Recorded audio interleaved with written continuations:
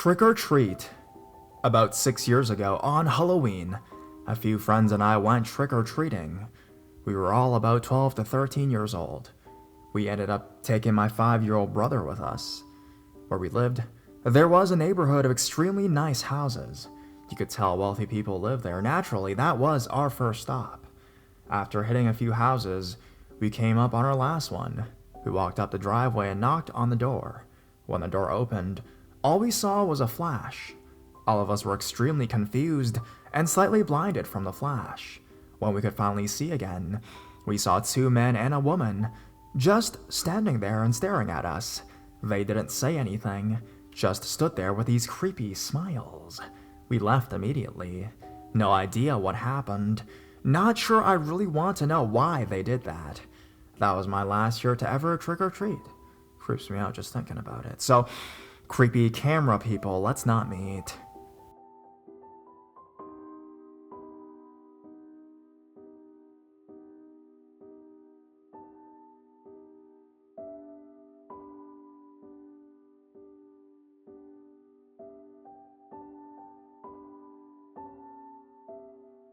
Stupid Halloween mistake. So, this is not the scariest story by far, but more creepy than anything. A little background information. This story takes place about 10 to 12 years ago in Houston, Texas, in a safe middle-class neighborhood.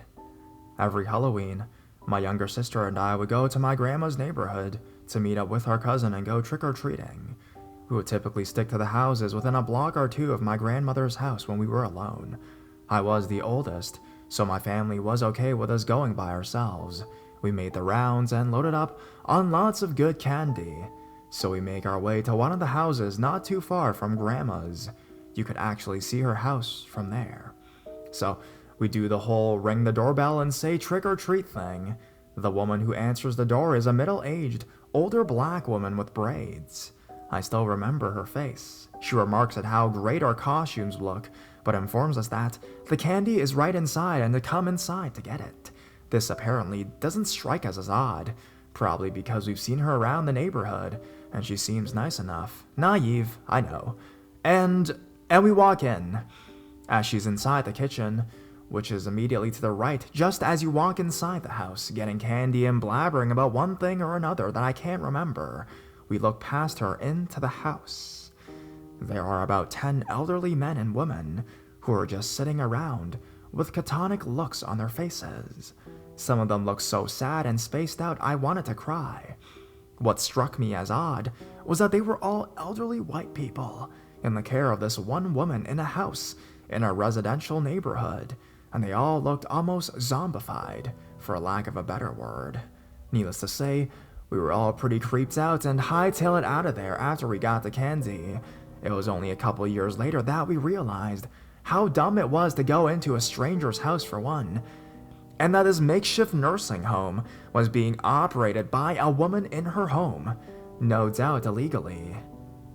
The fact that it was Halloween definitely added an air of creepiness, and maybe made it more sinister than it really was, but still, creepy lady who houses sad-looking elderly people in her home. Let's not meet. Ever.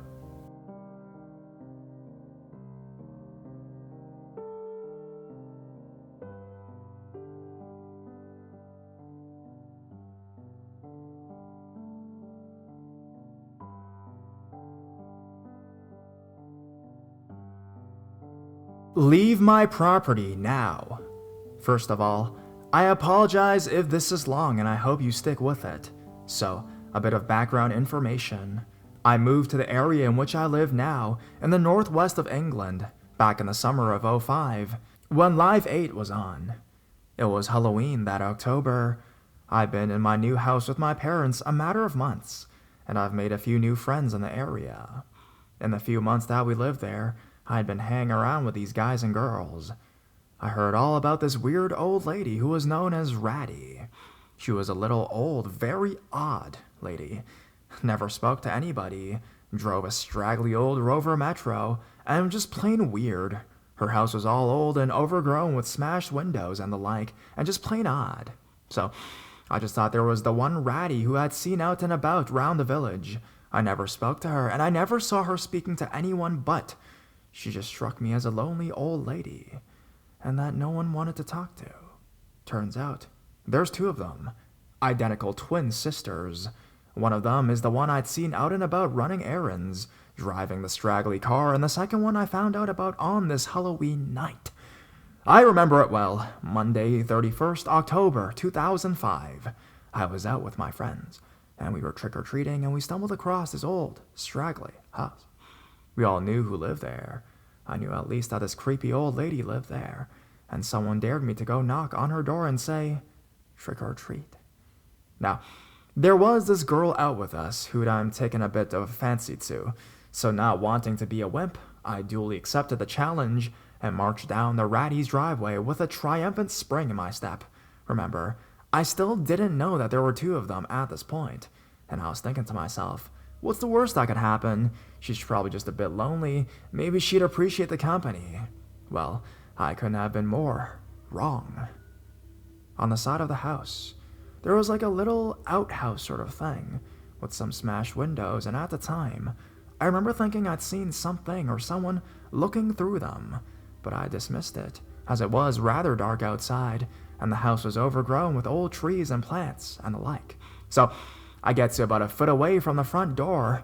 I clear my throat, ready to say trick or treat, and I bring my fist up, about to knock on the door, and as I'm about 6 inches away from the door, it burst open, and I was greeted by a little old lady, about 5 feet, maybe smaller, with the biggest friggin' air rifle I'd ever seen in my life pointed up at my face. Now, I'm not a small guy.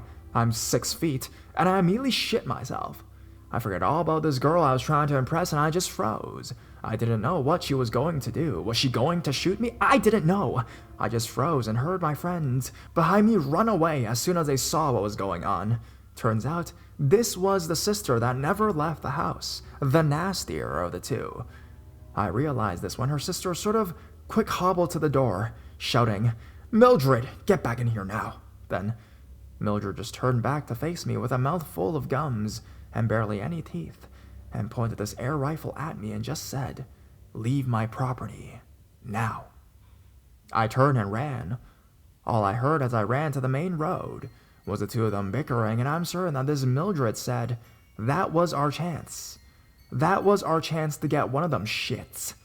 Turns out, the people I've been knocking about were with sneaking into their back garden at night and smashing the windows in the house, and had pretty much set me up as the new kid. Safe to say, I no longer know any of these people. I still avoid this place now at 21 years old. It still gives me the creeps. If you stuck with this, thanks. Hope you enjoyed it.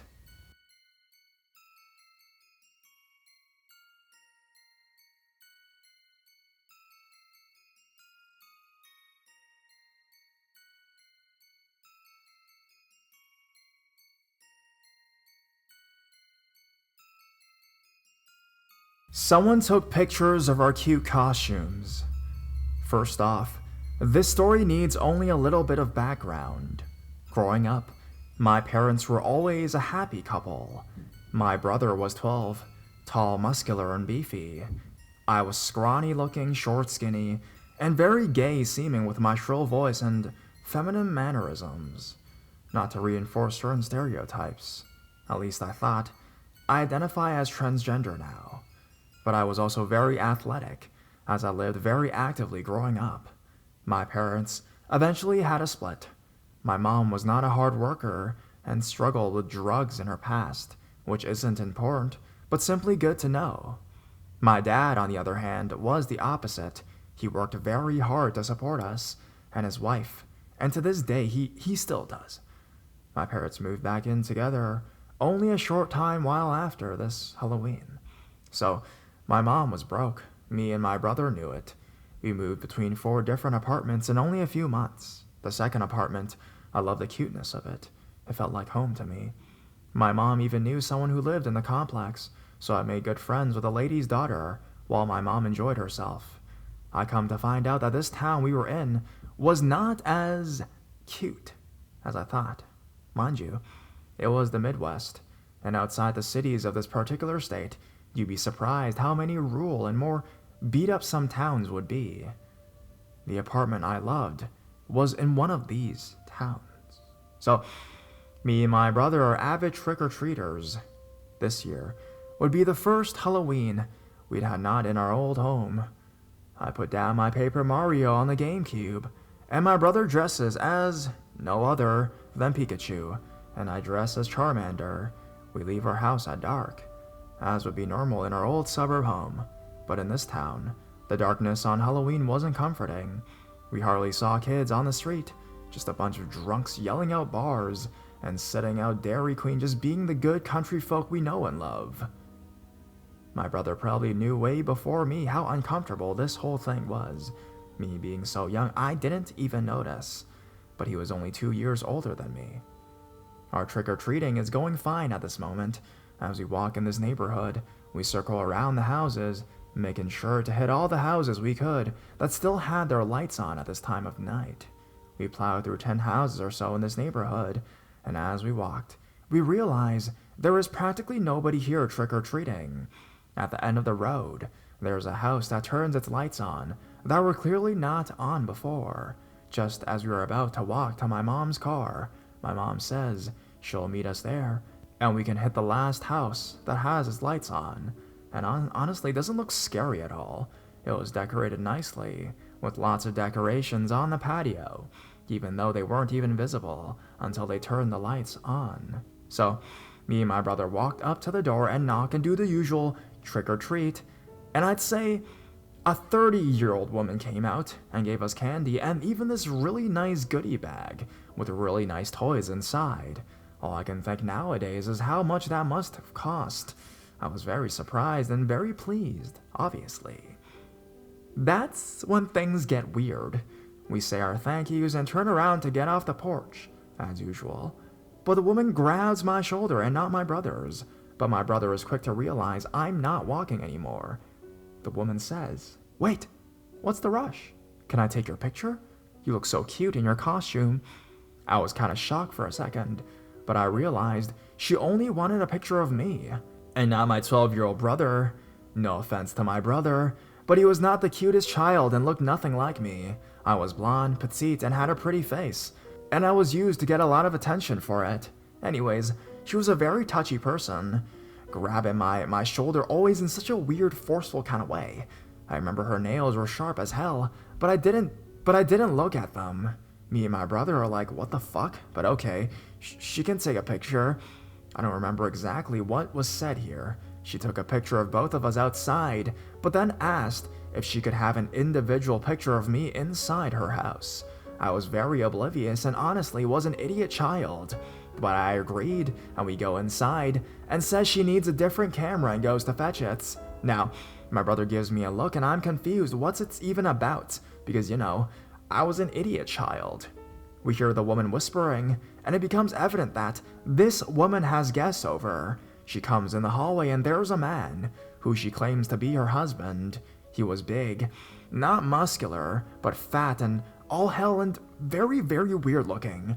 Gray matted hair, and just a little bit of stubble that looked like he was just too lazy or crazy to shave it off. Just something about him made me dub him insane looking.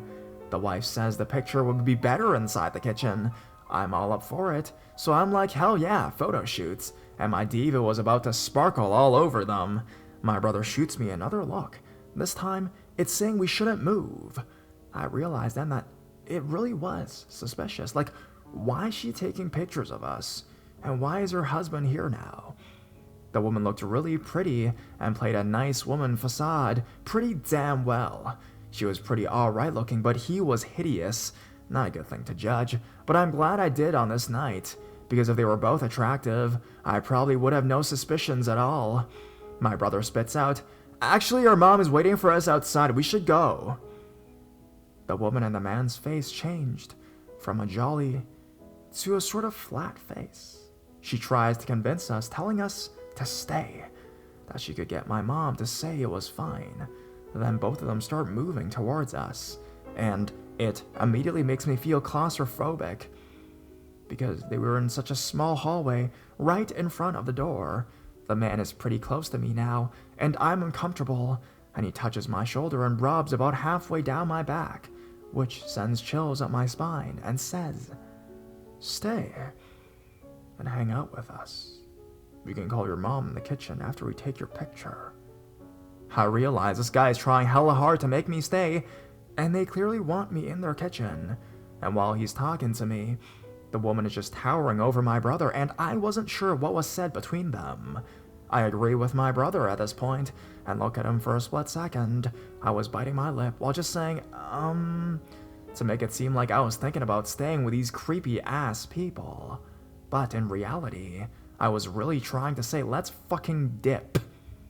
My brother looks back at me, and I don't know if this was telepathic or not, but my brother kicks the fat man in the fighty balls, and he's quick to go down. The woman gets pissed, and she grabs my brother by the shirt, and thought she'd have the strength to take me down too, but no, I was a speedy boy. I dodge under her hand that she was trying to swoop at me, and my adrenaline is already going. I run right beside her and shove her into a wall. When I backed up, the man was at my ankles grabbing me, but at this point, I somehow had the rage of 1,000 warriors. Break free from him and start pummeling him in the face with my Converse that I was wearing under my costume. She was pissed, yelling some stuff the whole time that I honestly must have blocked out of my memory. I asked my brother a few times, but he hates talking about this woman specifically. She must have said some horrid things to him, because I viewed my brother as indefinitely less scared of things. But he was particularly shaken up from this. After I shoved her, she lost grip of my brother, and I just hear commotion while I'm dealing with the whale. Me and my brother are standing halfway down this hallway at this point, and one side leads to the kitchen, I'm assuming, and behind us leads back outside, so we book it to the door, and it was deadlocked, and locked on the door as well. I assume this is what my brother looked at me the first time for, and I didn't understand what was wrong. It was like a horror movie, when you see the girl fumble with the locks and seems like she takes forever, and she looks back and the murderer is coming after her. It was the scariest part for me. He gets it unlocked, and I've just been screaming this whole time, and this man is still on the floor just looking like a crippled whale. And the woman gets up and starts running down this hallway at us limping, and we run out the door shrieking. The woman doesn't even try to chase us once we're outside, and I look back to just see her staring out the door. My mom is waiting in the car reading her magazine at the end of their driveway while we're running as hard as we can. We get in, and we just tell my mom to go. I'm practically bawling at this point, and my brother just shuts down and doesn't say anything at all. While driving off, we notice the lights in the house are completely off again. My mom calls the police after we get home and take our statements. The cops investigate, and a few days later they call and say nobody was at the house, and the homeowners were gone. And this is all I knew until I turned 17. Now, my mom didn't tell me every detail at that age, but when I was 17 years old, I asked her about it all. And she told me that the house owners have been traveling around for months, and they were in California at the time. My description of the man and the woman did not match the house owners either, I learned. I was scared for a while after, and growing up, going to a high school not too far in Worries, they would find me from the pictures they took of me that night. Now, I finally decided, I guess my brain did, I'd take more of a humor standpoint, because my friends always make jokes about the fat guy, and me describing him as a beach whale, after my brother kicked him where it hurts. I worry sometimes thinking, what would have happened to me and my brother? They probably would have done some messed up things to us. So, beached whale and black-haired witch-looking bitch, let's not meet. Otherwise, I'll keep my guns loaded just for you.